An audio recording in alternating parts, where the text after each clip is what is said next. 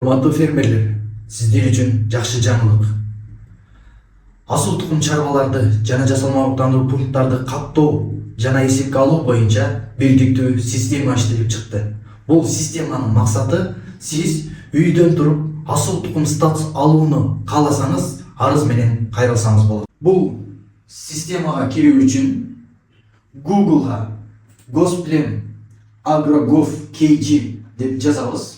Жазгандан кийин атайын каттоодон өтүп, логин пароль менен киребиз.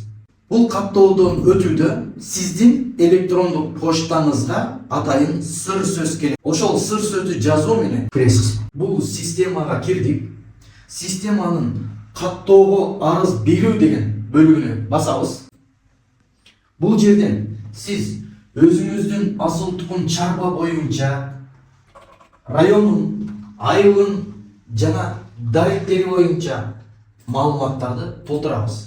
Жана картадан өзүңүздүн жайгашкан даректи көрсөтөбүз. Экинчи бөлүгүндө бул чарбанын жетекчинин аты жөнү, телефон номери, электрондук поштасы жана жетекчинин иненени толтурулат. Бул жерде жылдызча турган графалар милдеттүү түрдө толтурушубуз керек. А жылдызчасы жок жердеги графаларды толтурбай койсок дагы болот.